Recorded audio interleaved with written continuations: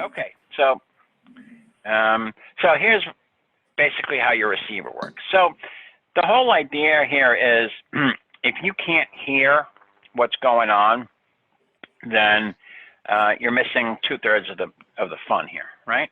So you want to be able to listen to what's going on. How does your receiver work? Well, the modern receiver is called a superheterodyne. Fancy word. So heterodyne just means mixing. That's all it means. Like a blender. Think of it as a blender. Okay? That's what heterodyne means. And if it does it really well, it's a superheterodyne, a super blender. Okay? It was invented by this guy who is incredibly brilliant. I believe he was a major or a captain in World War I. Just absolutely terrible, just awful life, but just unlucky man. He basically invented FM radio. He invented superheterodyne receiving. And some guy stole the patent from him when he applied for it. And the judge, when they were having the patent hearing, didn't quite understand the whole principle of electronics and receivers and that kind of stuff, and awarded it to the other guy, although Armstrong was the guy who really should have had it. And then that didn't, dissuade him or anything. He kept inventing a whole bunch of other stuff in radio. And he presented his idea to NBC, who NBC kind of shot him in the foot and kind of destroyed him from a legal perspective. He freaked out and his wife divorced him. Anyway, very depressing life, but a brilliant guy. So he's the guy who really developed FM broadcasts, and he developed the modern receiver. Okay, so basically this is how receivers work. I'm going to take it step by step. They make this so complicated, and it's really not. Okay, what you want to do is you want to take the signal that's coming in from your antenna here. Okay, and let's see. Yeah, all right. So here's your antenna, and it's receiving these radio frequencies. They're very, very, very weak, all right? And the reason that they're weak, or the proof that they're weak, is they're all around you right now. You can't hear them, okay? So you need something to amplify those radio waves as they come in, okay? And that's what this device here does, this RF amp. So it will amplify the entire band, as it were, okay? And let's get this started. Let's tune this guy here. So we're going to be at this stage, okay? So what we've done is we've turned on our radio, okay? And we're tuning in any band you like. It doesn't make any difference. Let's say the 20-meter band, all right? Let me pick on that. Hold on.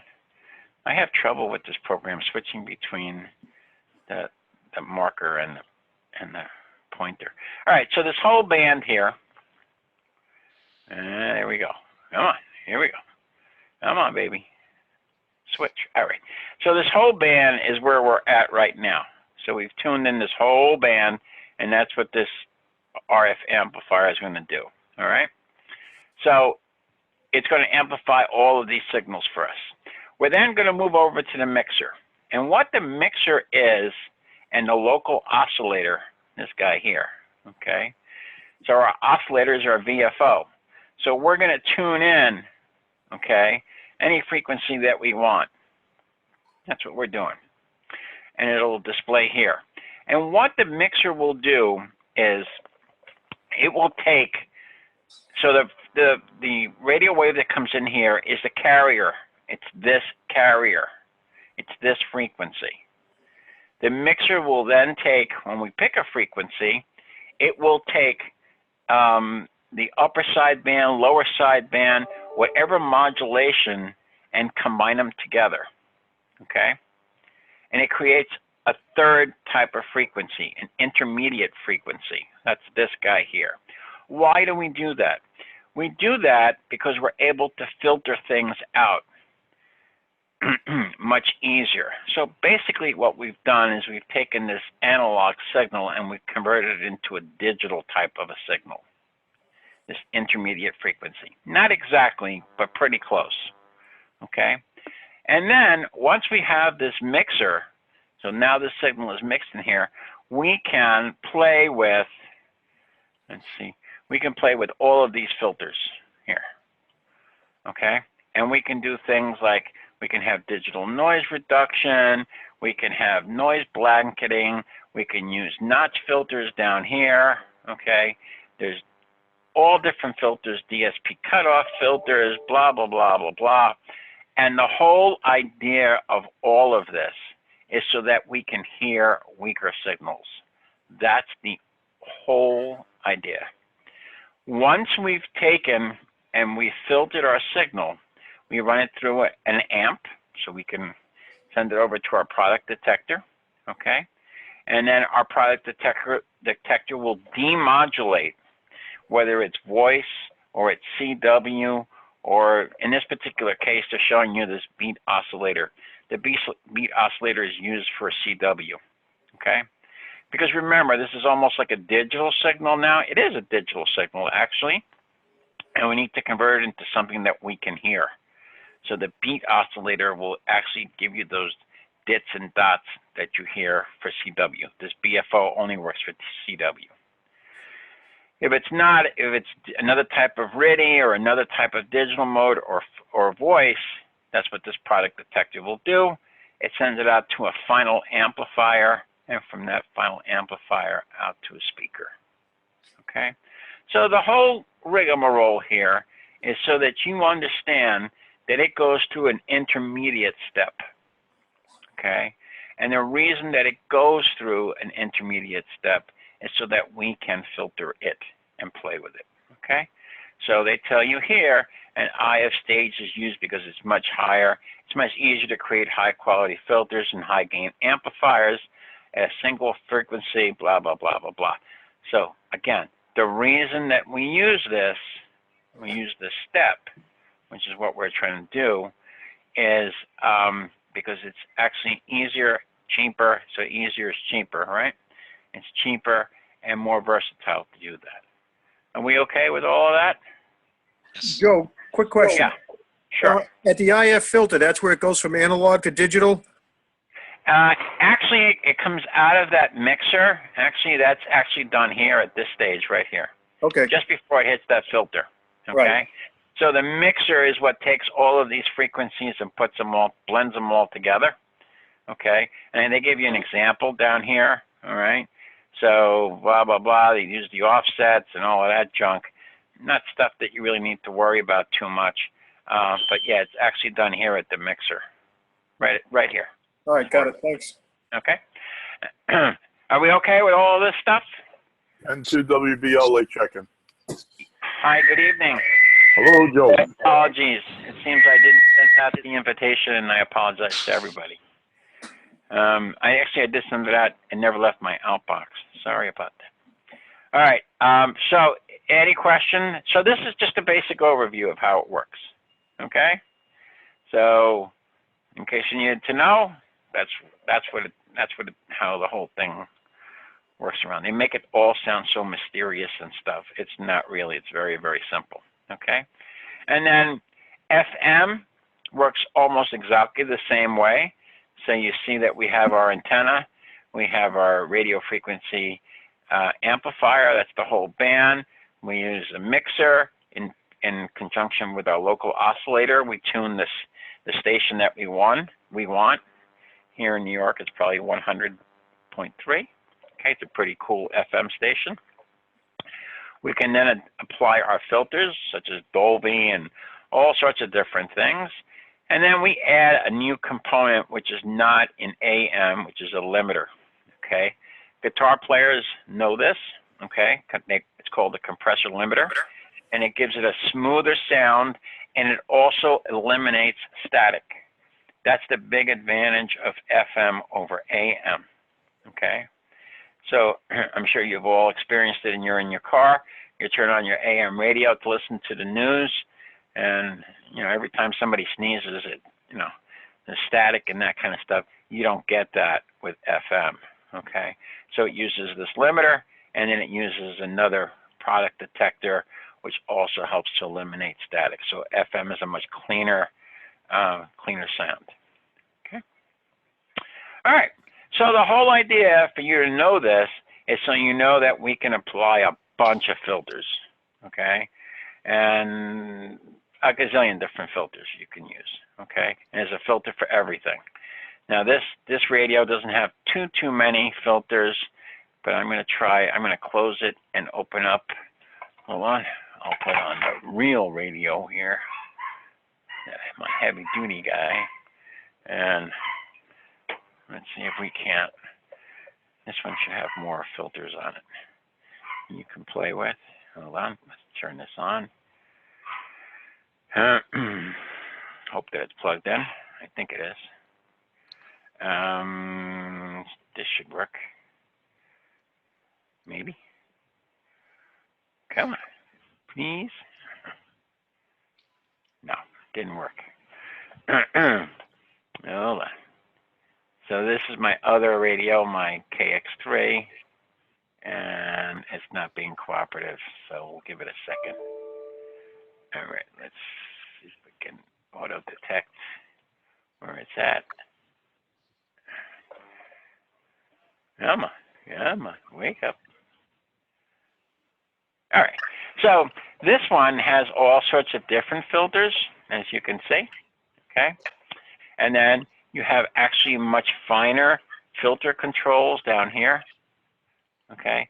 So you can actually shape the receiving signal to be exactly, so you see this filter width, and these are called roofing filters, and there's automatic fine tuning. So filter shift, you can change the pitch of things, plus you have all of these guys here that you can use. So this has more versatile because it's really designed for listening. This is a world-class receiver, so you want to be able to pick up very, very weak signals. Okay, so this is another type of radio, excellent radio, and what makes this a world-class receiver is that you can fine-tune the filters a lot more. There's a lot more controls which even aren't shown here in this software. Okay, so they talk about this. One of them is digital signal processing. For the guys that have been around a while, Dolby. This is actually Dolby. Okay, so Dolby, the way it works is you convert an analog signal to a digital signal. Okay, and a digital signal you can filter out. You actually shift the information to another place, and in a digital matrix, and then you filter out the tape noise and hiss. This was gigantic when they came out with this. They had, I'm showing my age here, so they came out with 8-track players for your car, right? In I guess the 60s, and that was a pain in the neck because the tape would always break, and you couldn't listen to a song. You had to listen to the whole album and go back to the first song, and you couldn't record on it. So then they came out with cassette tape, and cassette tape was tiny, 1/4-inch tape. Never make it. and the problem with the tape was in order to get it into a small little box, the tape speed was slow, and it was subject to a lot of noise, a lot of tape hiss. And the way they got around that is through digital signal processing, or Dolby, and it works this way. So we start off as an analog signal. It goes to a digital signal processor. There we can filter out exactly what we're doing in our radios. We can filter out the hiss and the whine and all of that junk, and then we convert it back from digital to analog so we can hear it. Okay? So that's basically what we're doing here. Okay? And most radios have DSP. Very few radios do not have DSP. And I think I've demonstrated that a bunch of times for you. This one doesn't have a lot of volume. Let's see if I can Hold on, let me get to a different, let's see if I can, this is not a good example. So this is without, now I'm going to add noise reduction. It's not a good example, actually.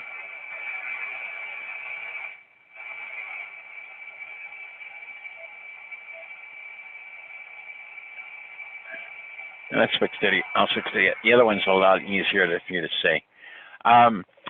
That's not a very good example. But anyway, hold on. So you can add all of these filters, okay? And let me try this again. And let's see if I can give you an example of this. You can hear what digital noise reduction sounds like. Let's see. All right, so this one you'll be able to pick up on it. That's what the filter's off.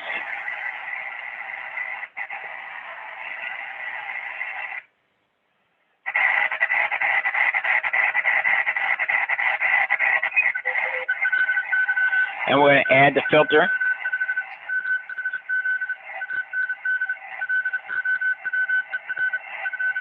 And we can adjust the filter here.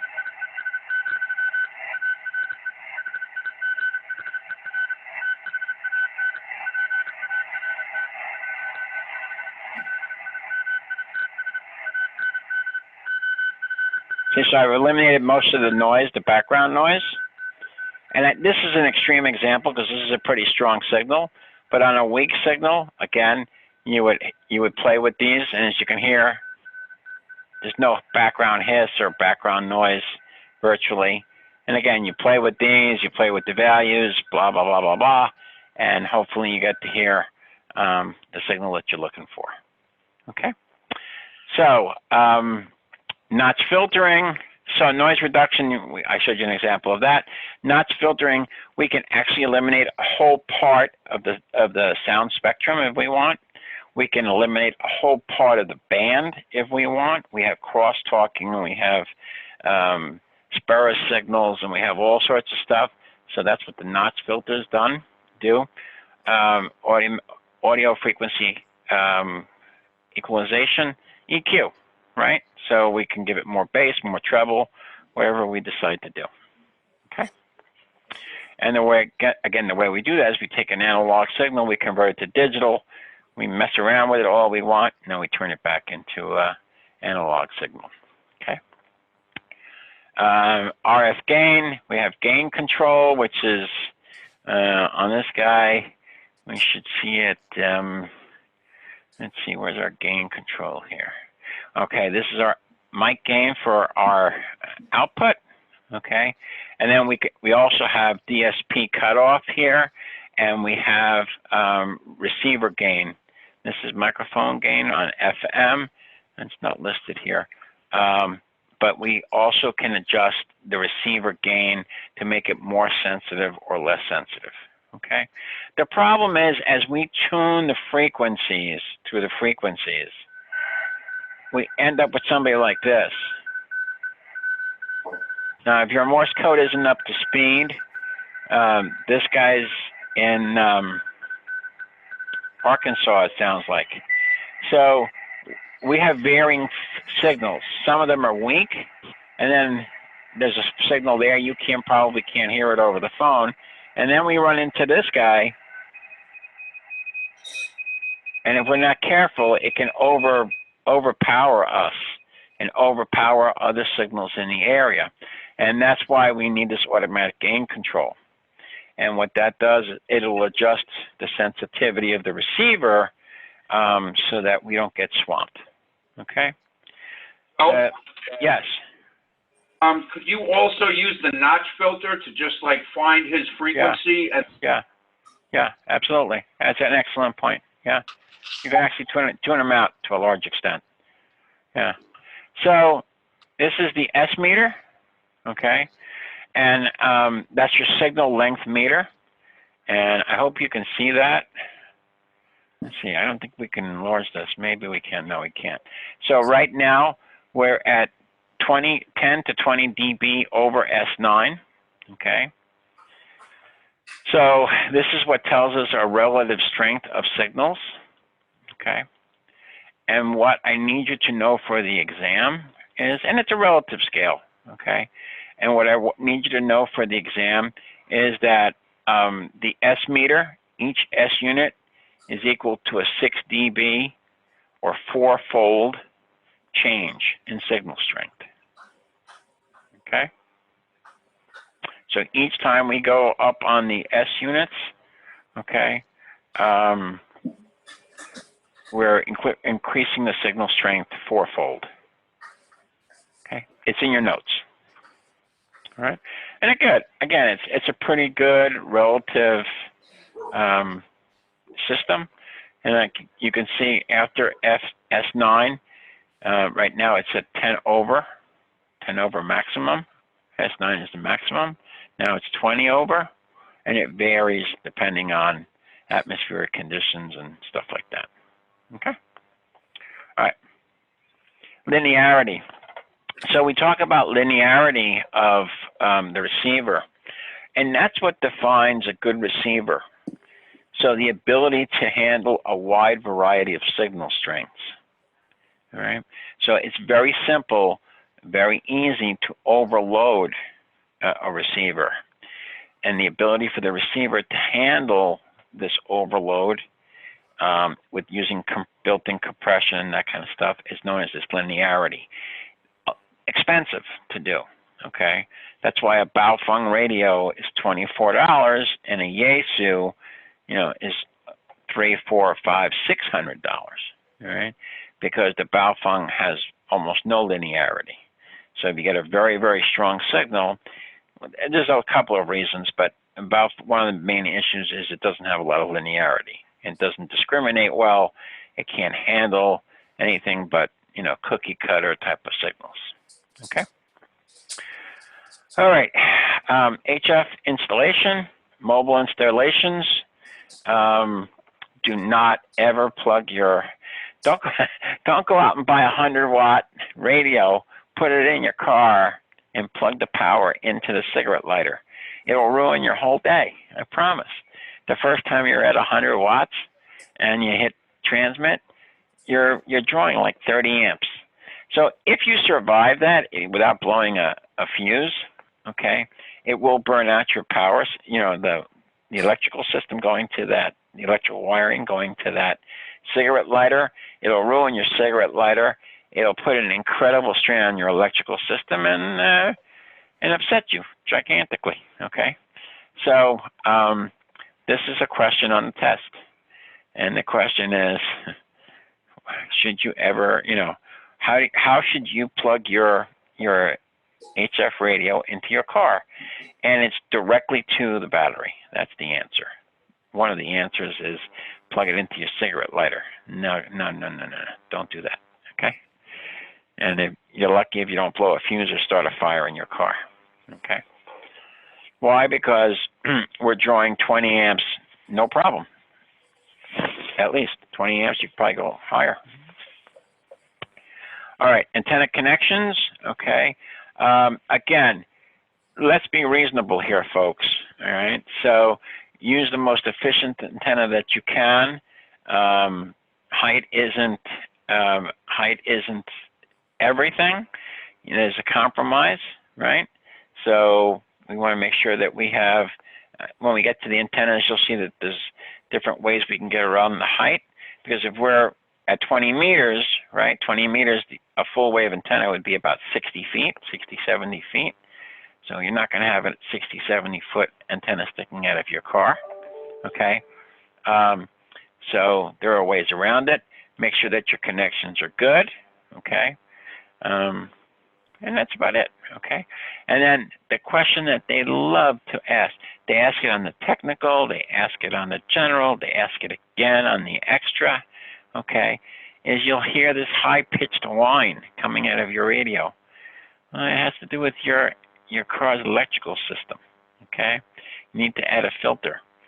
Most probably it's due to your onboard computer now. All the cars are computerized. Okay? or your alternator or some other, you know, motor-driven device, you'll need a filter. So that whine, okay, is caused by onboard issues with your car. All right? And there, alternator whine, they'd love to ask that question. All right? So be ready for that one. All right, ground loops. Grounding and ground loops.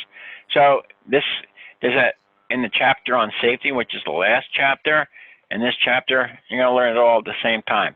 So keep the connections short as possible. Connect everything to one common ground, if possible. Okay. No sharp bends, ever. Okay.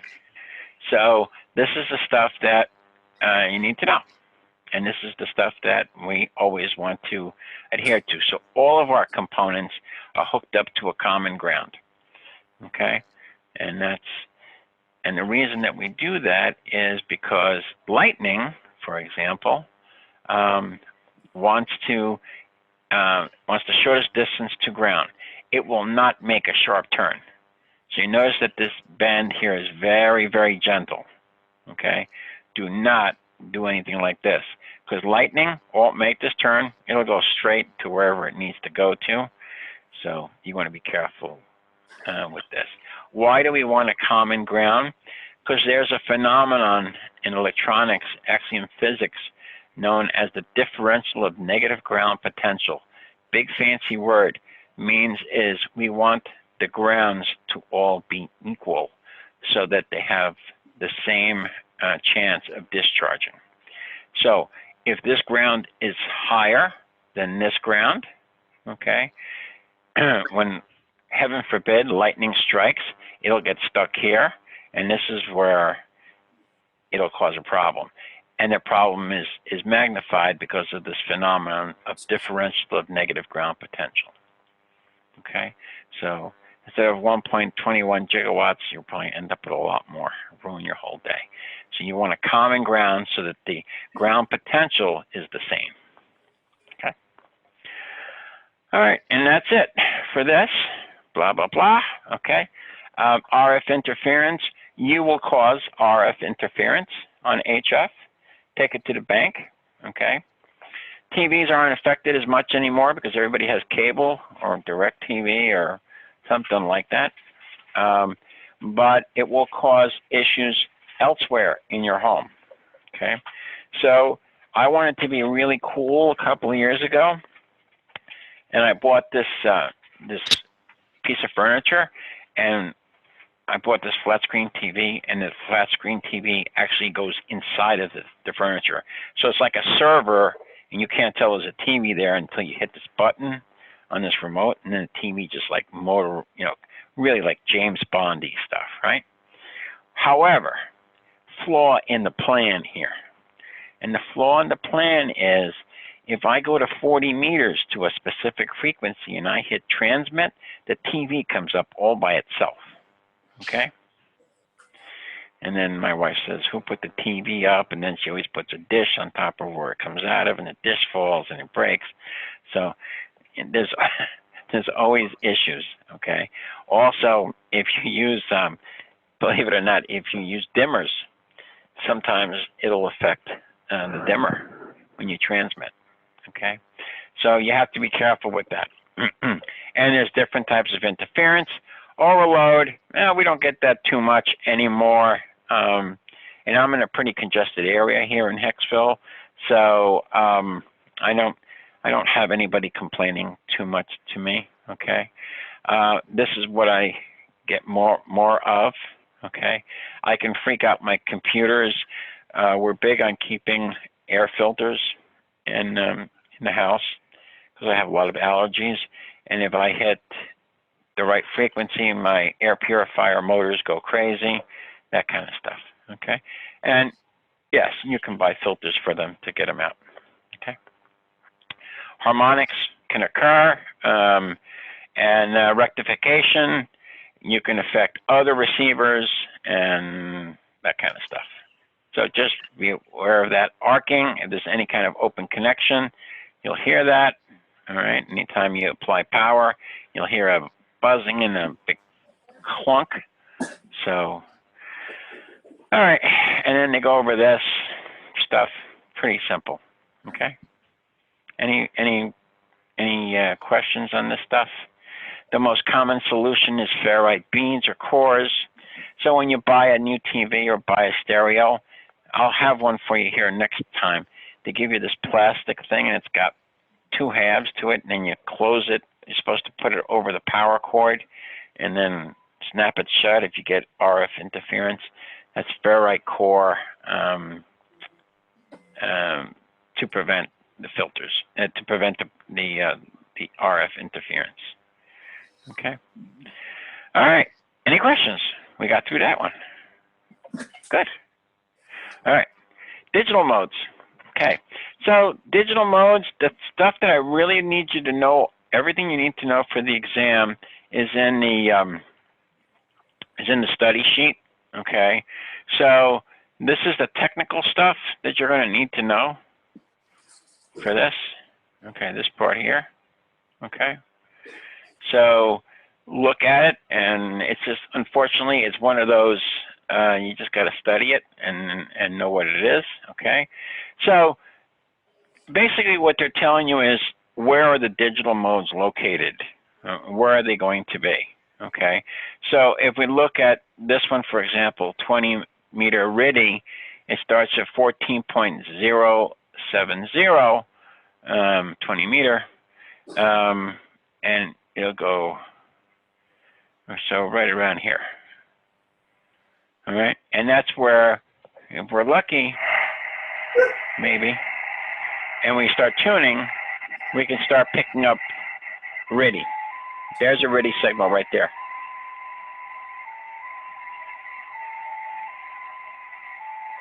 Actually, it's FSK, but all right. So you start picking up digital modes here. So that's what that means. Okay.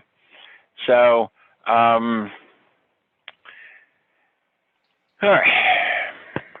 And so this is where they hang out. This is where all the digital modes hang out, kind of, sort of. And this is where we just were. We were just here. Okay. And it's cool. Digital has, it's cool because you don't have to talk. You don't have to worry about messing something up or saying something wrong or whatever.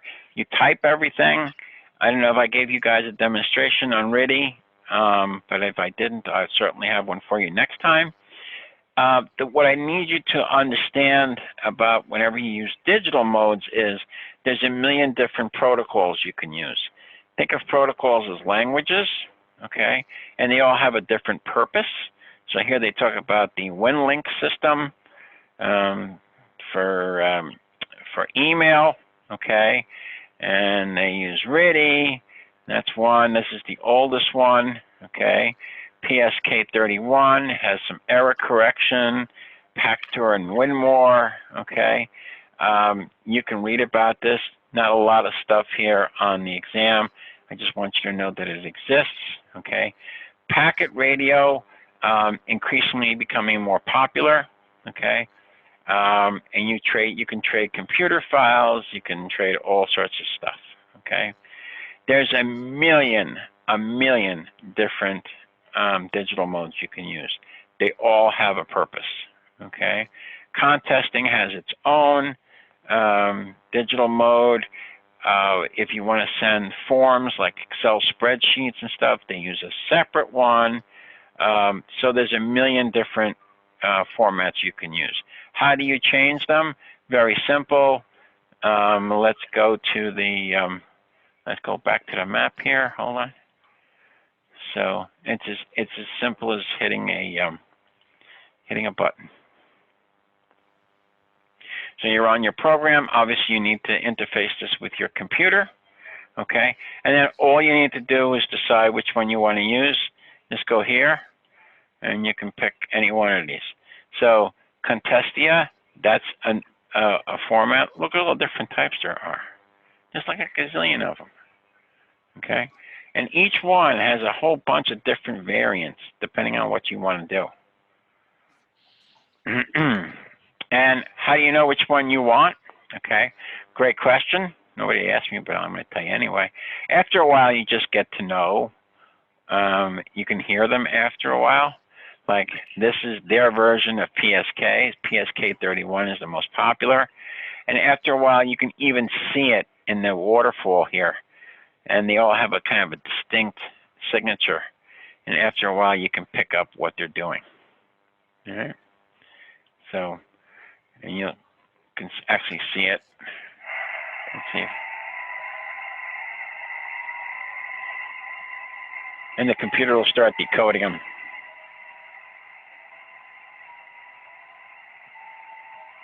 Anyway, so we can spend a ton of time with this. Anyway, so there's a gazillion different frequencies that you can use, a gazillion different formats you can use, depending on what you want to do. I'll let you guys read that, okay? So, they talk again. They're trying to do a pretty good job of going over this with you. Clover, Ale, WSPR. The other thing is, everybody knows about Echolink, right? Are you guys all familiar with Echolink? No. No. No. Okay. Okay, cool. So instant HF, right? So doesn't matter if you have an Android phone or an iPhone, no issue, either one. Go to wherever you need to go and you pick up the free application. It's known as the free app. It's known as Echolink, okay? And when you go to Echolink, it'll load on your phone. All you need to put in is your call sign. You can talk to the entire planet on Echolink. Check it out between now and Thursday if you can, okay? Let's see, iTunes. I have an iPhone, so let's see if that ever decides to come up. I'll show you where it is on the iPhone. But same thing for Android. Absolutely free, doesn't cost you a penny, and you use your phone as an HF radio, and you can attach to repeaters or to whoever. It's a blast, okay? Here it is, came up. Let's see. Come on. And let's go to Echolink.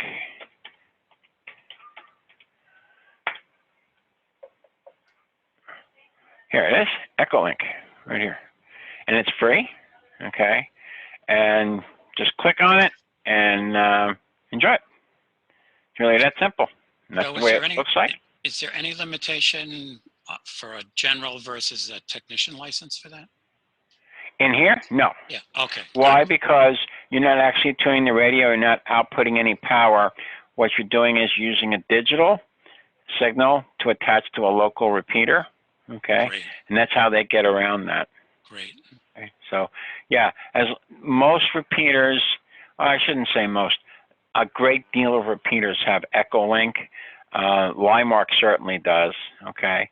So no matter where you are in the U.S., Dave in Wyoming, he could talk to me on my local repeater, and I could be on my radio, and he could be on Echolink, and we could be having a regular conversation. It's very common. It's very cool. You're going to enjoy it, okay? And it's absolutely free. All right. Did I go over in this class, and forgive me if I did I go over basically how computers work and bits and boards and all of that stuff? Did I review that with you guys? Not yet. Not yet? No. All right. No. I got a yes and then I got a no. So for those of you that say yes, I did, hang in there, okay? I'll make it quick, I promise, okay? So there's this guy, right? Hey, I'm from New York. There's this guy, and this guy's name is Ralph, okay? And he lives inside your computer. And his job is he sits in front of 8 switches, okay? Here's switch 1, and well, that should be like a circle. Switch 2, switch 3, 4, 5, 6, 7, and 8, okay? Switches have 2 states, either off or on, okay? And I don't mean to make a chauvinistic remark, but it's the analogy I used to give in the old days is like pregnancy, right? You either are or you're not. There's no in between. So components can either be off or on. So when you hit the lowercase a on your computer, right, this signal, Ralph goes and the first switch is off, second switch is off, third switch is off, fourth is off, fifth is on, sixth is off, 7 is on, 8 is on. That's the only one I know. Don't ask me any more because I don't know any more than this, okay? And as long as I've been teaching it this way for 30 years. So anyway, this is lowercase a. Each one of these switches, okay, is known as a bit. This guy here, okay? So 8 bits to a byte, B-Y-T-E. And a byte we're going to define in this class, and it's not absolutely scientifically 100% accurate, but it's what we're going to use for right now. So 8 bits equal 1 byte, right? And a byte is any character, letter, space, or number that appears on the screen. That's 1 byte. That's what we're going to accept as a definition in this class, okay? So we transmit information either in bits per second or bauds, this baud stuff. Okay, what's the difference? Okay, bit is this. We're going to 1 bits, 2 bits, 3 bits, 4, 5, 6, 7, 8. Okay, and then we rate it in bits per second. Baud rate, we're actually transmitting the actual character. This guy here, this A. Okay, and that's called the baud rate or the symbol rate. And it takes 8 bits to create a symbol in our definition. Okay, that's it. That's as hard as it gets. The thing I want you to know about is, and believe it or not, I messed up on this one big time, was the duty cycle. All radios have duty cycles. They are not designed to transmit 24 hours a day. They will overheat. They will shut down. They will blow up, okay? And the problem is, you're working digitally, you're sending files back and forth, you don't realize how long you're transmitting for. Remember that when you're talking, you're cognizant of how long you're talking for. In digital modes, you just hit the button, and I want to send this, I want to send this Excel file or Word file that's gigantic, or this PDF file. I mean, it could be, 8 megs, 10 megs, 20 megs, 100 megs, 500 megs. I didn't realize how long my radio was transmitting for. It got really hot and it shut down. Okay, so you got to be aware of the duty cycle of the radio. Each radio has a duty cycle. You don't want to transmit for more than time than it's rated for. Okay, and if you do want to do that, they have special heat sinks and fans and stuff like that. On my KX3, for example, I have a special heat sink and a fan because I do a lot of digital transferring, mostly PSK31. Okay. Protocol, that's the language we use. Okay, and the mode that we want to use: CW, RIDI, PSK31, Contestia, whatever. All right. Okay. That's it. That's really all that's in here. And then they limit how fast you can go. There is, at the time, it hasn't really been decided yet, they have decided to change this, how fast we can go at different frequencies, okay, because this is old technology, and we're capable of operating much more efficiently now, but it hasn't been approved yet, okay? All right, the most popular, okay, frequency shift keying, FSK, and you'll hear that as tones going up and down. We'll see if we can find an FSK.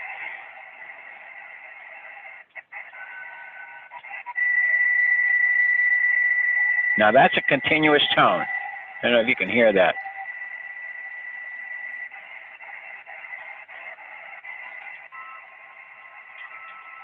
That's another continuous tone. Anyway, if you remember the screeching noise in Ghostbusters, that's what it sounds like. All right, and that's FSK. They use different frequencies to exchange the information. Okay, And they use AFK, which is audio frequency key shifting, which is a close relative, and you can use that either in single sideband or FM mode. Okay, phase shifting, PSK, that's the most popular. Not so much because of the phase shifting ability, you can just pack more information into a particular bandwidth. Okay, and it's not so subject to interference. It's got good error correction. Okay. They're going to ask you on the exam, the simplest form of digital communication. The answer is CW. Okay, CW. It is a digital mode, absolutely digital mode. Okay. They're going to ask you the characteristic of RTTY. RTTY the only one that uses a Bordeaux code, which is a 5-bit. Instead of 8 bits that we use, I just explained to you, they use 5 bits.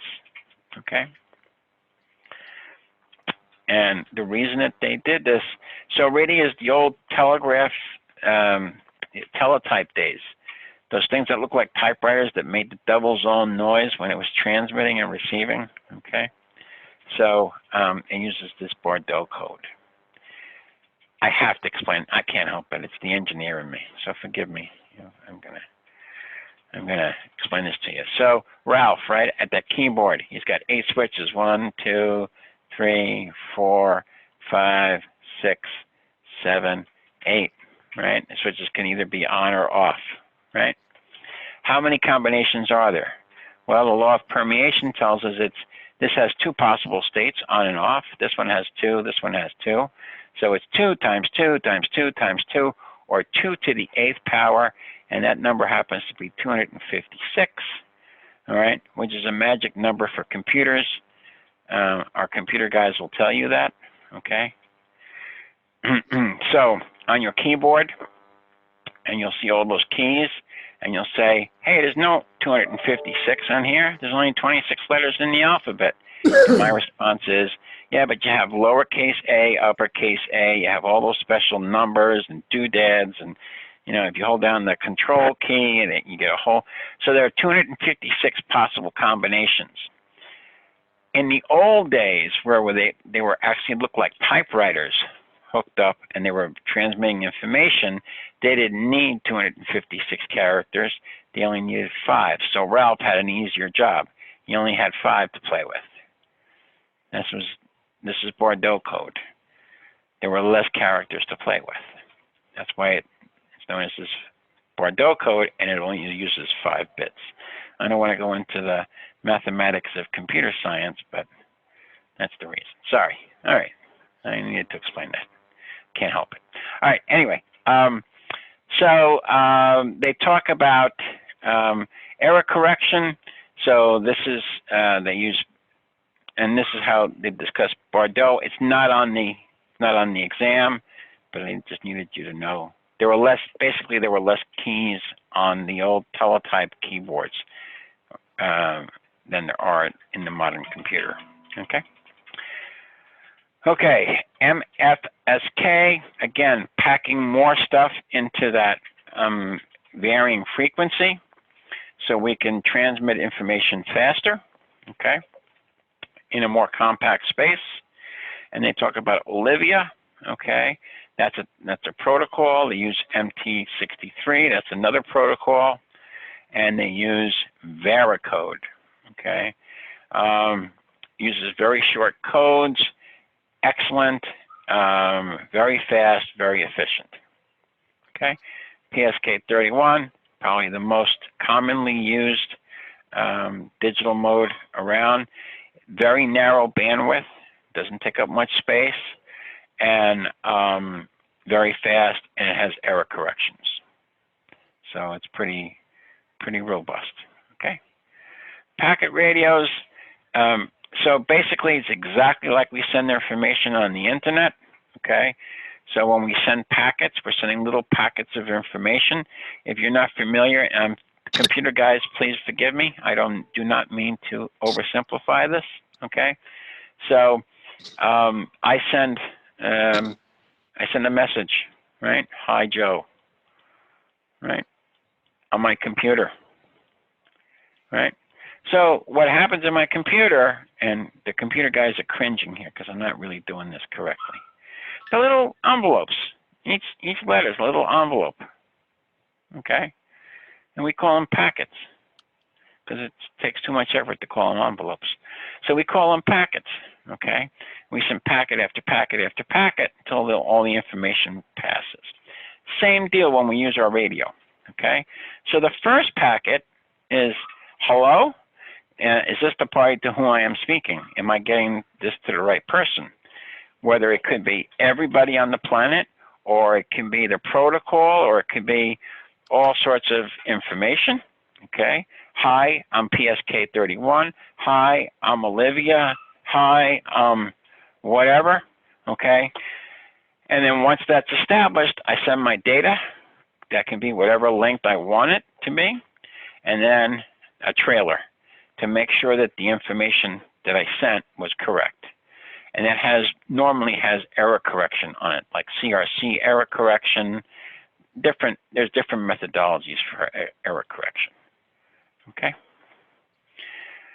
So that's it. And basically, the internet works exactly this way. And what dictates how the internet works is the trailer. And the trailer says, okay, we're going to use IP encapsulation. Okay. So that data packet knows how to get there, and it knows it's going to use the internet because it's been encapsulated. It's been surrounded. It's been determined that it's going to use IP protocol and transport control protocol, which is how the internet works. Okay. The most common redundancy check is called CRC, cyclic redundancy check. All right. And then what happens is, when a packet is sent on the radio, okay, coming back, I'm sending something to you, your radio will acknowledge that signal back and with an ACK, which means acknowledged, okay?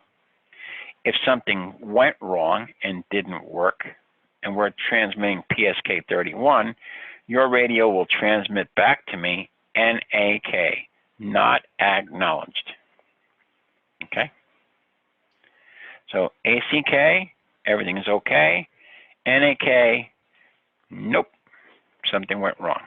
And that something could be interference, could be electrical signal, it could be whatever. Okay, and then my radio will say ARQ, which means please send the message again. That's the way it works. Okay, that's the way it works on your computer, basically, as well. Okay. All right, and we adhere to the IEEE, which is the Institute of Electronic and Electrical Engineer Protocols. I need to say that so I don't get sued. We use AX25, blah, blah, blah. You don't know what that means. Nobody cares. Okay, not important, but we adhere to that. Okay, so this is other types of protocols. A subset, Pactor and Winmore, one uses Windows, one can use other OSs, and that kind of stuff. I mean, it's used a lot. You can go to winlink.org and learn about it.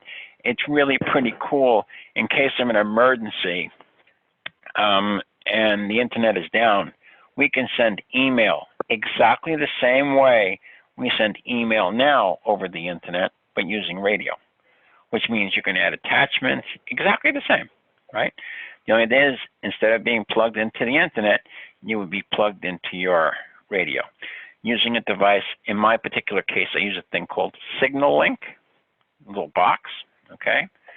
I'll show it to you next time, and I would plug my computer into the Signal Link box, and off I go. And as long as the other radio either has internet, the other receiver has internet or a Signal Link to receive over the air, I can send email, no problem. I can send anything, okay? Okay, then they talk about the bandwidth of digital modes. This is the biggest trip-up question in the whole world, okay? So they make you look at all of this stuff, right? And this is the bandwidth that it uses, okay? Remember to factor in here CW, okay? 100 hertz, okay? 50 to 100 hertz. So it's right up there with PSK 31. Very efficient, okay? So this is about the basic, oh, and here's the thing that they said. They're considering changing the rules regarding signal rate changes. Because our computers have become so fast and so efficient, these speeds are archaic, okay? All right, be careful when you, this is important, not to make you crazy, sorry. This is important because remember when you go near the band edge, you don't want to go over or under your band. So we don't want to go be here and if we look at our, like we don't want to use factor 4 and be transmitting over here. If we do, we'll fall over the band edge, okay? Or we don't want to be here transmitting there because we'd be illegal, all right? All right. Stay in the band. The duty cycle we just talked about, okay? Trust me, trust me, you're going to get into it because you'll see. So it's like you can transmit anything over the computer. It's a blast. So you can trade files, you can trade pictures. It's super cool, okay? You're going to overtax your radio once you get into digital modes. You'll see it, okay? And you'll start doing funny things, and don't say I didn't tell you, okay?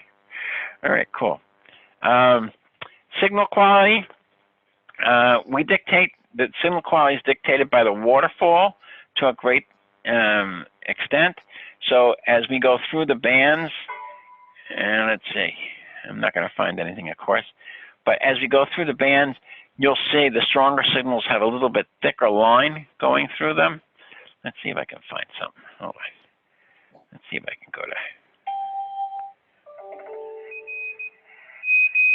All right. So you can see there's the signal in CW.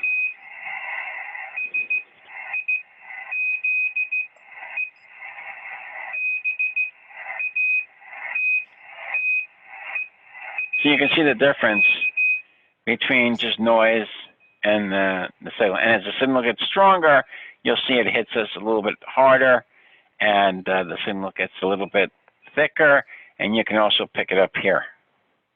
See? So it wasn't set for CW, so it just gave me junk. But the system will eventually decipher this. Okay? All right.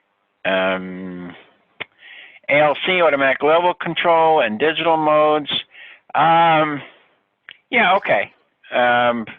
You can use it. For 99% of the stuff, I don't recommend using ALC for digital modes. I don't think they do either. Yeah, they don't. Okay. When using digital modes, the ALC should be disabled or the microphone input level turned down. Okay. So the reason is we don't want to clip our signals. And you can see it here, right? So when we transmit, we just want to make sure that our automatic level control is turned off because we don't want to clip the signal because you'll end up getting junk like this, right? All right. Operating procedures, always listen first. That's true of amateur radio in general. I'd say more than 80% of this is listening, okay? And that's why we needed to know how the receiver worked, how superheterodyne works, because you have to be aware of all of the features that you're capable of getting and all of the things you can do to hear distant signals and signals that are noisy. The noise varies from moment to moment depending on many other factors, which we're going to discuss in the next chapter, all right? Again, you initiate digital modes just like you do any other transmission. CQ, CQ, CQ, DE from whoever you are, okay? And PSK, please acknowledge, okay? You guys have the hang of this, right? So you don't need to go through this. Very simple, okay? There are some stations that are unmanned. They work automatically. And basically, they're mailbox servers. Okay, so they're mail servers. And you can connect to them and transmit up to them. Okay, and then somebody will think of it as mail relays. Okay, and there's a whole bunch of on each band you can play with, and you can find them. Yeah, it's okay. All right, that's it. And I don't think there's anything in here too much. You talk about the waterfall. Everybody knows what the waterfall is, right? That's this guy down here, and here's a vertical waterfall, and you can tune in the frequencies. Blah, blah, blah, blah, blah, blah. Yes? That program actually copying that CW signal into... Yeah. Yeah. I have to get my camera set up. You can see how I have my radio hooked up. So basically what I have here is, that's a great question, is let me switch to the pen. Come on, pen. Here we go. Pen. Hello, pen. All right, cool. So I have my radio. I have my radio hooked up to this thing. The most popular one, and again, I try to remain neutral, is Signal Link. Okay, so and it's about $60, I guess. And my radio's hooked up to here, and then my computer is hooked up to this guy as well. Okay, and what this does is my computer now runs my radio. All right, and the radio receives, the signal length goes down, goes to my computer, and is actually demodulating and, hold on, sorry about that, folks. And actually, if I were to tune this into the right one, it'll take a minute for it to come up. But anyway, it's actually, decoding what this is happening. Here's another signal coming up, and it takes a few minutes for it to really start. And I'll show you a picture of this one next week, okay? And then if I wanted to talk to them, all right, all I had to do is just type in whatever I wanted to say, okay? And I could send CQ, blah, blah, blah, blah, blah. I just do this, and it sends my radio on transmit, and it starts sending out, here, it's sending it out now. CQ, and I can adjust how fast I'm sending it. So right now it's sending at 18 words per minute. So yeah, the computer does all of this stuff. And I have it set for 18 words per minute because I don't want them to know I'm cheating. Okay, so that's basically it. There's a lot of programs that do that. Okay, that's just one of them. Let's go clear all drive. All right. So the waterfall detects stronger signals. Blah blah blah. Third-party traffic. All traffic is handled exactly the same way that you handle phone traffic, right? So you can send third-party information. However, you're responsible to make sure it's not encoded in any way. Okay. So you can't use any kind of encryption. Okay. You can't use commercial messages. All the rules apply. And of course, you're transmitting it over the air without encryption. So please don't send something that's personal or confidential, because everybody can hear it. All right. All right. RFI. Again, radio is an art as well as a science. There's an art component to this. All right. If it was purely science, we wouldn't need it. We'd just pick up our cell phones. But there's an art to this. So you are going to have failures, and you're going to have to address them with either antennas, or your technique is not, something's wrong, or atmospheric conditions cause timeouts. Okay, so it's not a perfect system. Nothing you do in digital modes is 100% accurate all the time. You're lucky if it's 100% accurate 60% or 70% of the time. But that's the beauty of amateur radio, okay? Skill. Any questions? We good? Okay. Whew. All right, we're just whipping through these. My favorite chapter, okay? I live for antennas, all right? I don't care about radios as much as I care about antennas, all right? So if you don't know by now, I'd say 70% of this is your antenna.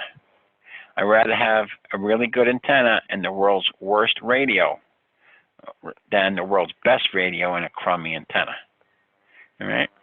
Okay. So I'm going to assume that we forgot everything that we learned in the technician level class, okay? And I'm going to talk about antennas from a just general perspective, okay? Is that okay with everybody? Yes. All right, cool. All right, antennas come in two flavors. Let's see here. Okay, so it's how they emit signals. So we have the one like this, and then we have an antenna which is like a dipole here. Right. The simplest antenna is this dipole. And sometimes we refer to isotropic antennas. Okay? They have a little I, lowercase I. They live in the same place as unicorns, 2-cent beers, stuff like that. Okay? They don't really exist. They're the perfect antenna. So we're going to talk about the perfect dipole. We'll talk about the isotropic vertical antenna. The point that all antennas have in common is they have two parts, right? So from your radio, right, you have a feed line, and that feed line has two parts, and they get connected this way. On your ground plane and on your vertical, one side goes here and one side goes here. That's what completes the circuit. The waves that are leaving this antenna, they're AC, alternating current, okay? Their radiation pattern varies dramatically. This antenna, dipole, if this is the ground, right? This is horizontally polarized. So when it sends out radio waves, it's sending them out horizontally, right? This antenna, okay, sends them out vertically. This is vertically polarized, okay? Causes a problem sometimes, okay? So this antenna talking to this radio, not as efficient as two horizontally polarized antennas talking to each other. That would be more efficient, okay? All right, cool. All antennas have a radiation pattern. And how they work from front to back, right? So this is our dipole, and this is our radiation pattern. Okay, we call this front to back ratio. Okay, dipoles are great, but dipoles have an issue. They radiate in a figure 8 pattern, where this is our dipole right here, which means the dipole in this direction and this direction works great, no problem. However, in this direction and this direction, it bites the big one, okay? So if this is north, south, east, and west, okay? This particular antenna would do okay if we're transmitting or receiving from a station in the north or the south, but don't expect to talk to too many stations east and west. That's why in my house, there are two dipoles, okay? So I have one north and south, and I have another one going this way, right? And it's transmitting east and west, and not so much north and south, okay? We have, so these are pretty good omnidirectional antennas. I'm exaggerating this a little bit. And then we have other antennas known as Yagis, okay? And they look like this. Joe? Yes. You're talking about two dipoles that are perpendicular to each other. Yes. Can you transmit through both of those at the same time, or does it depend on where you're trying to reach and you'll choose which antenna to use? I don't have up the chart of who's talking, but this is Phil. I can tell. Yeah. Yes. You asked the best questions in the whole world. A great question. Co-fed. Hold on to that. Hold on to that thought. Okay.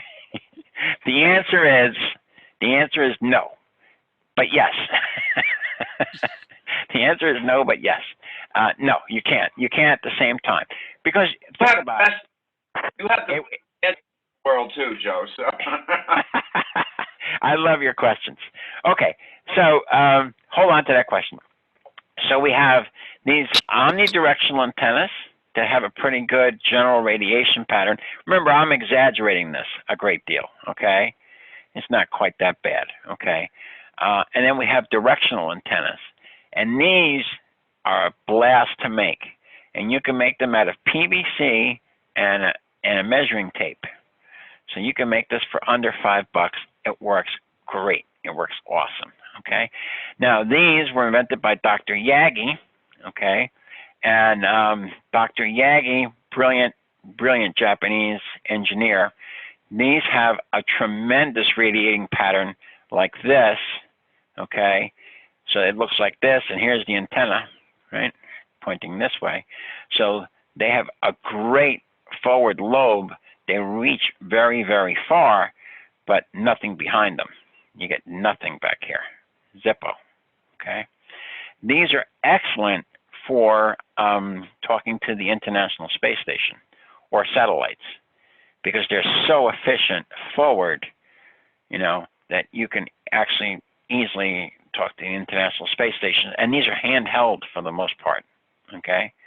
So you hold them in your hand and you point them in the direction of the space station, okay? Really very, very, very cool, okay? All right, now, the most perfect antenna that we can talk about, or the best example, not the most perfect antenna, but the best example is the dipole. The problem with dipoles is, you need a lot of room, and it has to be designed that way, and you got to be careful with what you have, okay? So dipole is one solution to this, okay? And a dipole is one of the simplest antennas to work with, and it just consists of basically a wire. Come on. Let me pick. All right. So it's basically two wires, one going this way and one going this way. Okay. And these two lengths are exactly the same wherever they are. Okay. So you do not necessarily need an antenna tuner for these if you're careful. Okay. But you have to be careful with the length. So you want the antenna to work as efficiently as possible.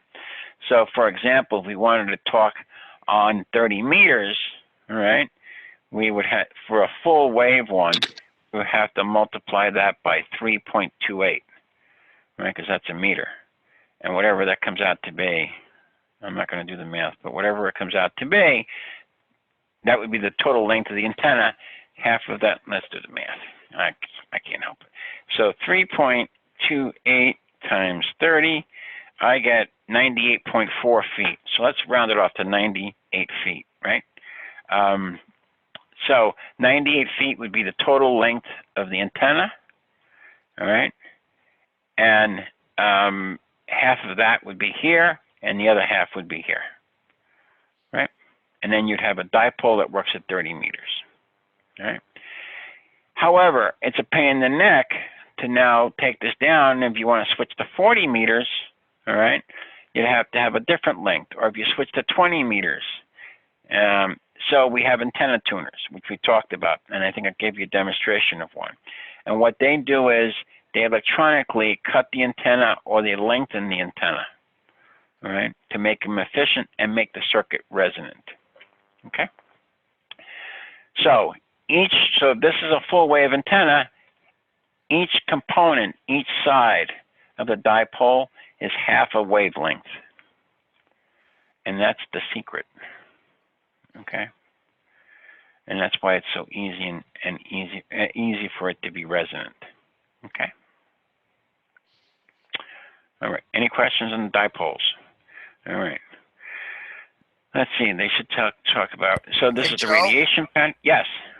Question on the dipole, if you put Yeah. a little on the ends, like you were saying earlier, a PVC and then wrap it around a few times, Yep. does that do funny things on the chart which you're showing right now? Yeah. Yeah. A little bit. Yeah. A little bit. But it's the best compromise I can make where I live. Yes, you're absolutely right. So I think what the question was is what I do in my house, okay, is because I just run out of property, all right, and I want a pretty long antenna. So I have my dipole, it literally comes out of the window this way, okay, and I have it tacked to a PVC pipe, which is actually connected to my fence, okay, and I wrap the excess wire around here. Same thing on this side. It's a piece of PVC, and the antenna wire is wrapped around here, the excess wire. Does it affect this radiation pattern? Yes, it does. But in my particular case, it's not a lot that I wrap this around. Not very much, okay? So it doesn't affect it greatly. For some people who live in apartments, they will build a dipole with a huge wrap, like a bazooka. It's called a bazooka antenna, okay?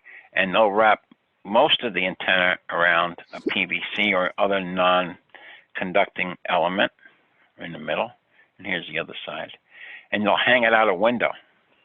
It's called the bazooka antenna. That does affect. The more wire you have wrapped around the PVC, the more it affects this pattern, okay? Not too bad, though, if you use a good antenna tuner. Okay? Do the wires touch? What do you mean, do the wires touch? These Yeah. wires here? Yes. No. So you got spacing between them? Yeah. Yep. No, I meant when you wrap it around. Oh, no, you want to be careful with that. Yeah, oh, I see. So if we looked at it, we're looking at the side view. Yeah, I understand what you're saying. So, no, I have my wires very evenly spaced, okay?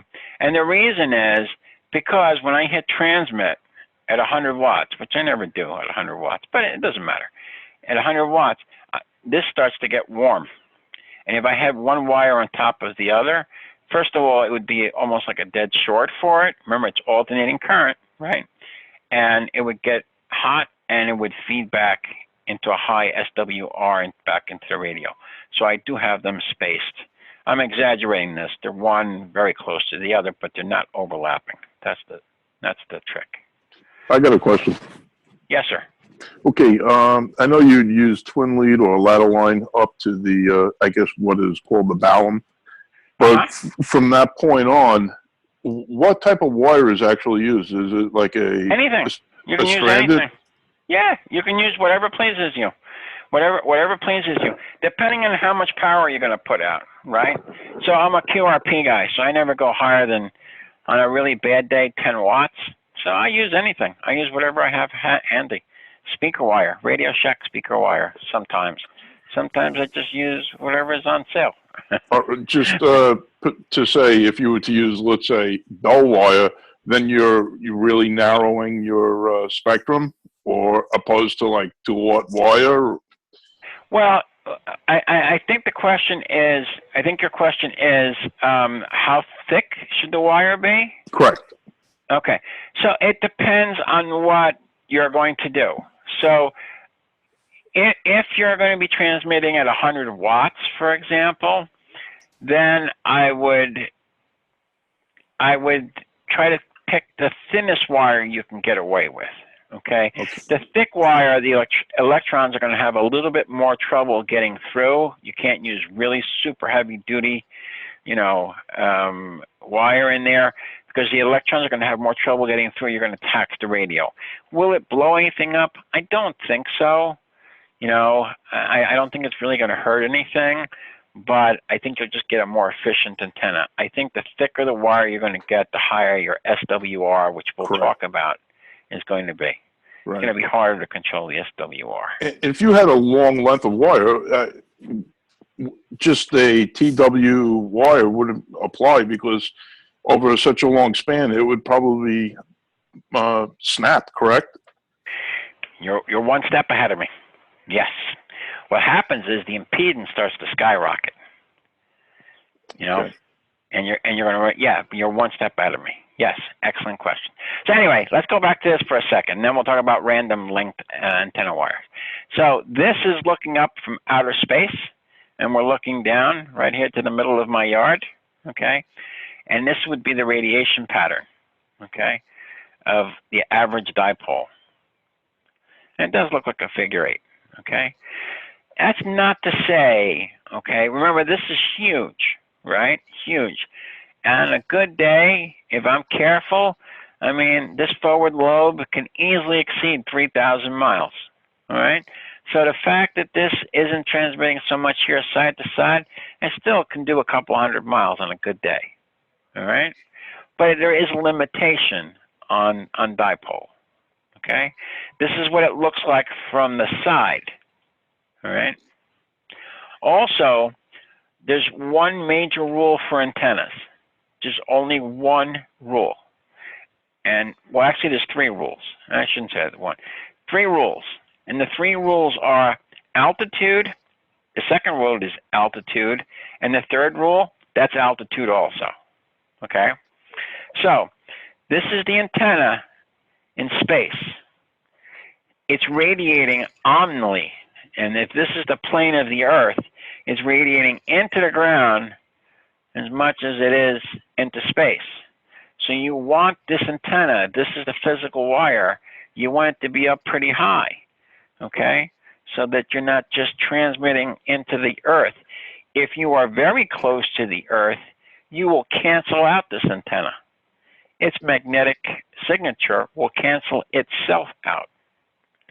Next rule for dipole. I know Dave is writing notes like crazy because he wants to build one, okay? So 2 parts of a dipole, okay? Actually, forget this. Hold on a second. Dipole, we're looking down on it, right? We're looking down from the planet Earth. So here's one, and here's Dave, all right? And he's hooked up, he's got his radio hooked up. All right. The angle, the perfect angle for a dipole is 180 degrees, right? So, one end goes one way, one end goes to the other. The shortest angle you can make on a dipole is 105 degrees. So if this angle is less than 105 degrees, your antenna will bite the big one. It will magnetically cancel itself out. It won't work well, okay? I'm not saying you won't get anything, but it won't work well, okay? So make sure that this dipole angle is greater than 105 degrees, all right? That's in the, that you're talking in the horizontal plane, right? Correct, sir. Correct. Correct. Okay? And there's all different variations of this antenna. As long as you meet that 105 degree angle, okay, you can do all sorts of stuff. You can do sloping, you can do, I mean, there's a million of things. Come on. All right. So this is my house, right? My chimney. So I can put up, I have another dipole, runs this way, out a window, okay? And it's sloping, and this is at about 30 feet, okay? And absolutely a dipole, and it's sloping, and it's actually staked into the ground here and here, and that's fine, no problem. I have another one, and we're looking down at my house from space. Well, actually, this is perfect. Here's my house, and here's the window. This is the window. Here's my house, right? And I have a piece of lateral line, as was mentioned before, and I have one going here and one going here, all right? And this isn't quite 180 degrees, okay? But I get a radiation pattern similar to this, okay? And that works fine for me. For me, it works perfect. And the radio that we're on right now, is absolutely a dipole. Okay. All right. An old dipole. Hey, Joe, Wait a minute. quick question. Yes, sir. How about trees? Did that affect the signal in any way? Not meaningfully. Not meaningfully. No. No. Okay. Not so much. Not on HF. No. Not so much. Okay. All right. So here they talk about where it's most efficient. Okay. The feed line, so where the radio gets connected to the antenna, the feed point, okay, should be in neutral. So it is neutral receiving and neutral transmitting. Most of the energy happens during the cycle, during the actual wave cycle. And current and voltage, they're opposite each other at a phase. Don't worry about this. You don't need to know. It's not really that important. They come up with this formula. This formula is exactly the formula that I've been telling you since day one, okay? Just an easier way. If you want to compute the half wavelength of a dipole, it's very simple, okay? You take 492 and you divide over the frequency in megahertz. So when they ask you, what is the half wave dipole that will be resonant, that will be in harmony, will work perfectly on 3.55, you take 492, divide it by 355, 139 feet, okay? If we do the math, you'll see that exactly what I told you, which is we're going to figure out what this is. So it's the old, hold on, let me switch to the pen again. Hold on, see if it worked. No. Come on. All right. So remember I told you that 300 over the frequency in megahertz? Remember that? Yep. Right. Band. Okay. So first of all, we're going to figure out what it is, right? So we do 300 divided by 355. This is what they're showing you is a simpler way to figure it out, but this works fine too. So 300 divided by 3.55, we get it's 80, right? And then 80 would be 240 feet. Actually, it's a little bit more than that. So at 80 times 3.28 equals 262 feet would be a full wave antenna. Half of that, it's about right. Okay. Actually, the answer is 131. The point is, it's really the same formulas that you've learned, just expressed a different way. Okay. And this one might be on. This is on one of the tests. This question. And this is how they got to it. Okay. All right. And then they give you some other examples, blah, blah, blah, blah, blah. Also, they very subtly tell you here that on the questions, the choices are not exact. Okay. Please note that. You'd be surprised how many times people tell me, hey, I figured this out, Joe. I used a calculator and none of the options were on as possible answers. They do that on purpose because it's approximately, okay? So please make note of that. All right. Okay. Ground planes, vertical antennas. They're very, very nice. They're really a dipole on its side. That's all it is, okay? So if we took a dipole and put one end in the ground and shot the other one straight up into the air, that would be vertical, okay? And remember, it's a vertically polarized antenna, so its radiation pattern, come on, so its radiation pattern radiates this way, as opposed to the dipole that radiates this way, horizontally, all right? No problem with it, okay? Sometimes it's a little bit harder to speak to, opposite radiating antennas, but not tragic. It's okay, okay? Here they use a conductive ground plane because they don't want to have this gigantic dipole hanging on its side. So this goes on your roof, right, of your house. And the other side is either a plate or wires. They're called counterpoises. right? And they extend this way. And what they do is they create this electrical image, which is the other side of the dipole. Okay? So either a metal plate or these counterpoises or radials or whatever you want to call them, and that's what completes the circuit. Joe, question for you. Yes, sir. I have one of those type of antennas on the roof of my RV, and it has the radials. A couple of them broke off when they hit the tree branches. So what kind of effect will that antenna performance now? Depends on, yeah, it depends what got broken. Depends on what got broken, yeah. Two of the radials. The radials, it depends. I'd have to have more information. What band is the antenna on? What was the total length of the antenna? How do you have it hooked up to your RV? Is it hooked up just to the fiberglass and that's it? Or do you have it grounded to the chassis of the RV? There's a lot of variables. Okay. There's a lot of variables, yeah. Joe? Yes. I'm sorry, did you have more to answer to the other gentleman there? No, that was it. I didn't mean to interrupt.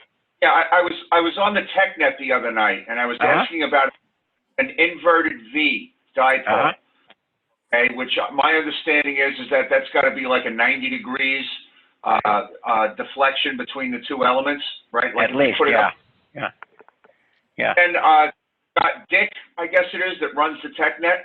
Yeah.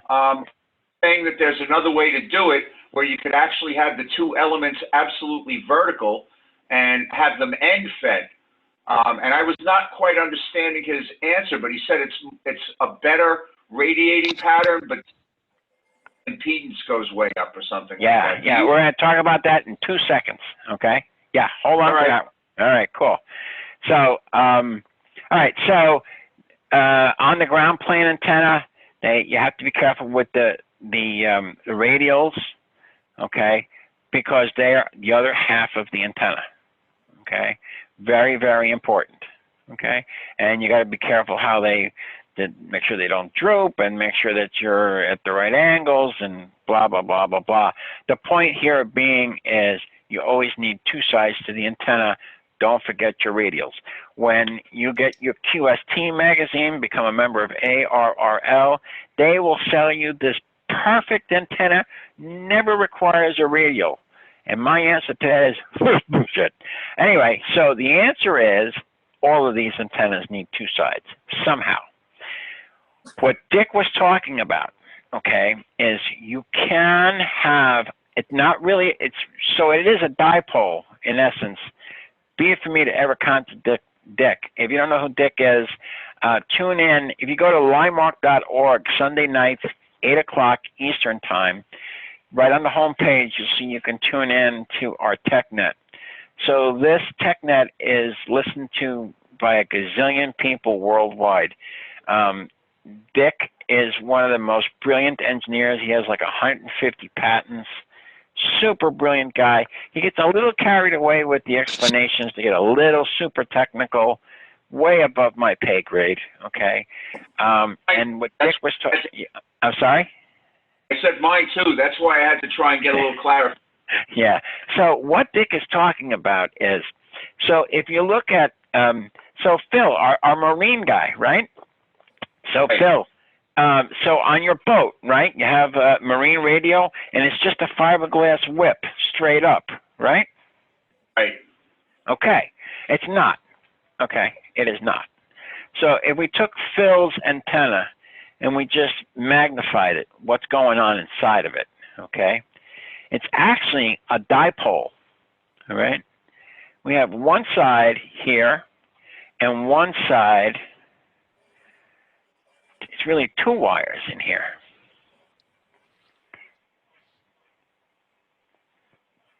Like this. And his connector is down here, and this gets connected, blah, blah, blah, to his radio. Okay? So it's very popular on marine radios. And the mast is actually pretty thick. And the reason it's pretty thick, it's got to have an insulating layer between them. This will radiate this way, and this one will radiate this way, okay? Same principle if you set up a dipole in vertical mode. The problem with this configuration is that these are really two end-fed antennas. You have to be careful how long you make them. The length is critical.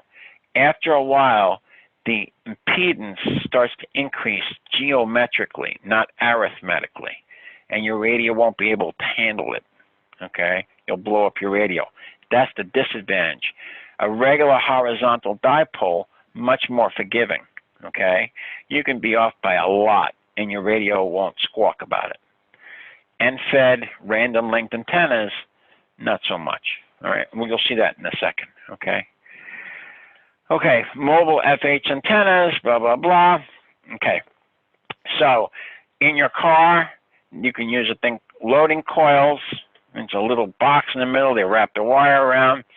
They use this capacitance hat. I love this. You got to Google this. This is like awesome here. Hold on a second.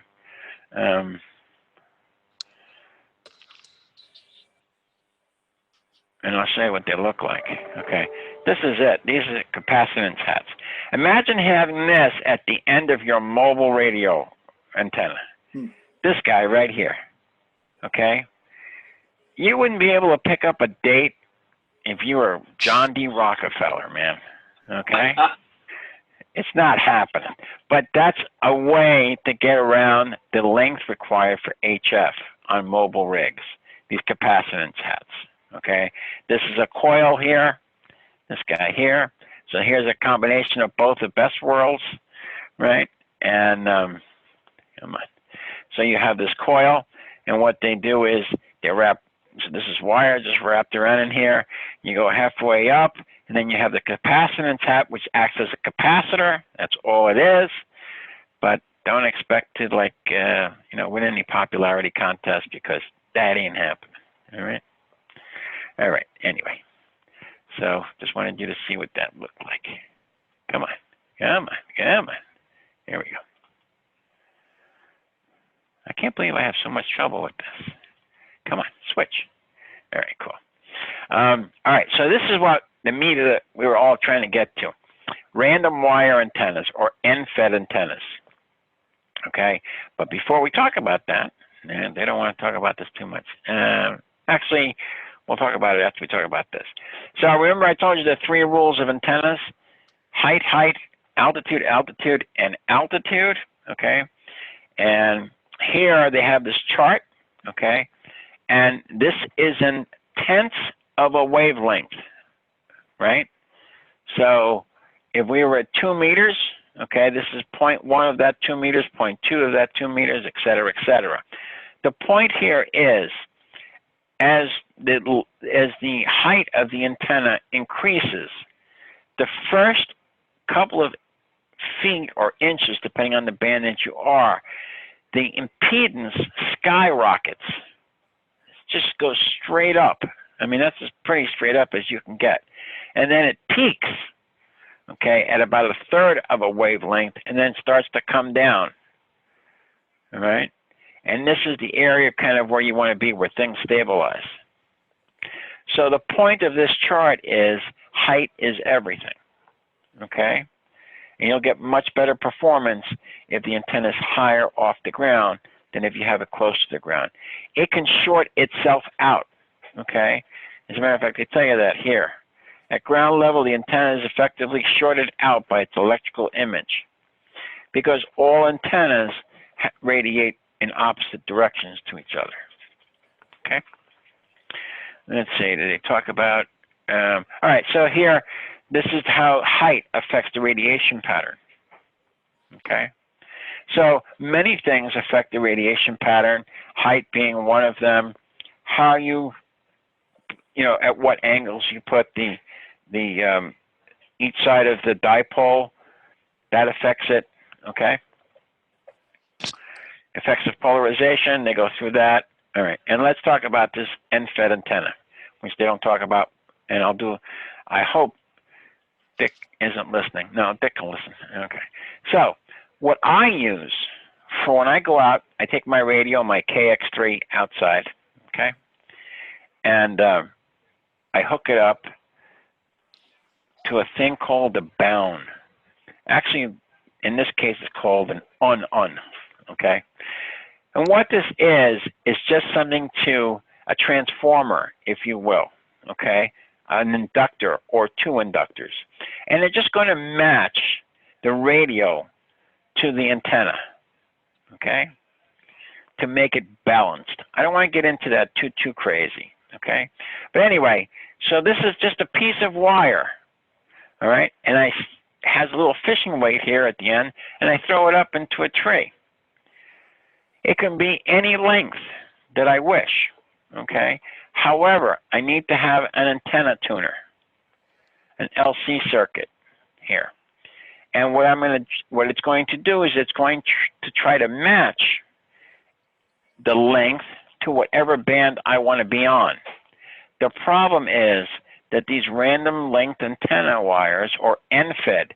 So everything, the radio is feeding it, so this LC circuit feeds it here only at one end, okay? So it's acting like that whip in Phil's boat, okay? But the elements are very close together. The components are very, very close together and are not insulated against each other. The longer this antenna gets, the higher the impedance gets. And it gets pretty high very, very quickly. So at about 30 feet or so of length, the impedance is skyrocketing. And it's up to the tuner to compensate for that. After a while, the tuner cannot compensate for that. Okay? So if we look at this, this could be ladder line, could be anything. Could be a regular piece of wire, and it's got two components inside, positive and negative. But unlike Phil's fiberglass antenna, there's no insulating matter between the two wires that are in there. So after a while, it becomes a dead short. After a while, the tuner can't compensate for that. Does that answer that question that was asked? Or did I get carried away? I think so. I'm gonna read on it more too, but okay. All right, that's the rough answer. That's the answer. That's a pretty close answer. Okay, that's not a super technical answer, but it's pretty close. Okay. Then we have this guy, Dr. Yagi. I'll show you his picture. Hold on. Let's see here. Let's see. Where did I put him? Oh yeah, this is it. That's Dr. Yagi. Okay, that's what he looks like. I have a better picture than that. Where is? Maybe not. Okay. Well, that's Dr. Yagi anyway. Let's see. No, that's all I got. Okay. And he invented the Yagi antenna. And what you need to know about the Yagi antenna is that they look like this. And you can Google this on the internet. And we make them over at Limark every once in a while, at least once or twice per year. So we have something in the middle. We use PVC pipe, right? And then we have a reflector element. We have this element, and that's what has the wires connected to it, okay? And that goes to our radio, okay? And then we have these other guys, and the radiation pattern for this antenna looks like this, okay? And the components are here, okay? So this is known as the driven element. The rest of these are known as parasitic elements, and this is the reflector element, okay? Advantage, wherever you point it, you're going to go really far. The negative part of this is that you have to point it pretty accurately, okay? Doesn't generally receive well on the sides, and it doesn't receive well at all behind you, okay? That's the negative side of the Yagi. But incredibly popular, extremely efficient, very inelegant, okay? Let's see, blah, blah, blah, blah, blah, blah, blah. Okay, This was to answer the questions of, can you transmit on two dipoles, which is what this guy is, at the same time? The answer is yes, you can. Okay. However, because we're transmitting on two dipoles at the same time, these dead zones, or where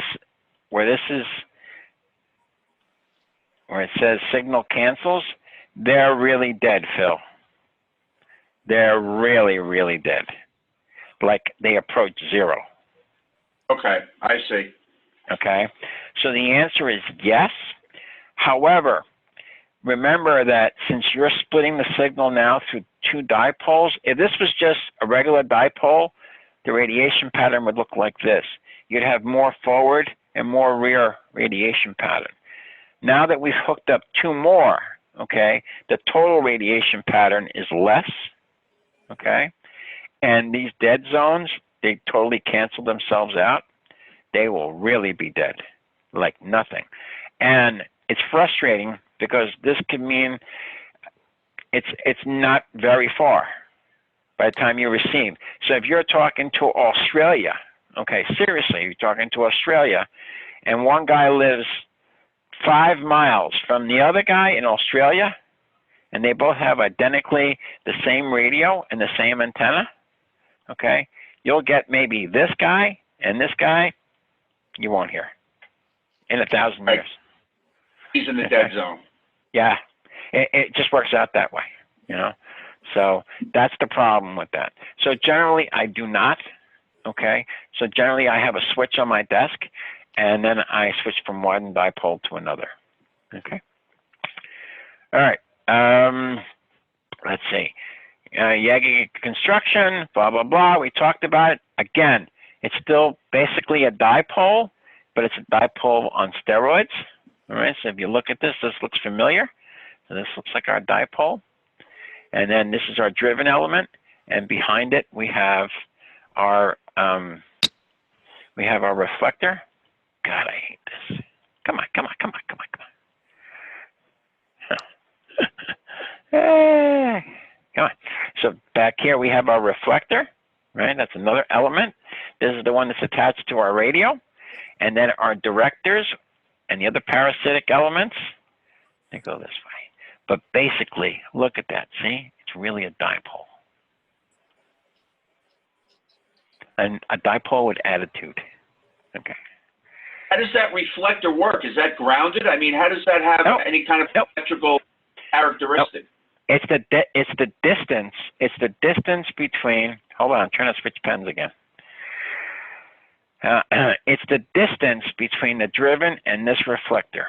That's the key. This distance. I see. Oh. All right. So what happens is, as the signal starts to radiate, as any good dipole would, this is so close that it immediately bounces back. It hits this, it won't penetrate this, and it goes the other direction. Okay? So it gives it that extra push. Understand? And this distance is different. So this is not so close together, and it pushes it even further. All right? All right. Let's move on. Blah, blah, blah, blah, blah, blah, blah. Okay. And then the other question that I wanted you to make sure that you knew, because it's on every test. So here's a freebie for you. At the very bottom, a 3-element Yagi maximum theoretical gain is 9.7 dB isotropic. So the perfect Yagi antenna, downhill with the wind on a warm summer day with high test in your radio, okay, will be the maximum it'll give you is a 9.7 dB gain over an isotropic, a perfect dipole. So the forward gain is 9.7 dB. Did I say that enough times? Okay, good. So, because you know it's on the test. All right. Let's say I didn't tell you. All right. Blah, blah, blah, blah, blah, blah. And that's it. Okay. Design trade-offs. They talk about this. and they're talking about Yagis, okay? So depending on what you want to do, you can modify the Yagi to meet specific needs, blah, blah, blah, blah, blah, blah, blah, blah, blah, okay? All right, cool. And I think that's where we're going to end for tonight, okay? Any questions as to what we discussed? All right? Please finish up this chapter, and we're going to go straight into chapter 8 and 9 next time. I'm going to have a little problem next week because an engineering class that I am a student in was rescheduled. So next week we might have to meet either after 7:30 on Tuesdays and Thursdays, or we might have to meet on Wednesday and whatever. I'll leave it up to you guys. I'll have more information by Thursday. Okay, so my classes were changed, so I may have a problem next week. But we'll see how it goes. All right, so finish this chapter, 8 and 9, and I'll see everybody on Thursday. Any questions, make sure you email me, okay? Thanks, Joe. Thank All right, you. anytime, guys. Thank Anytime. you. Good night. Good night.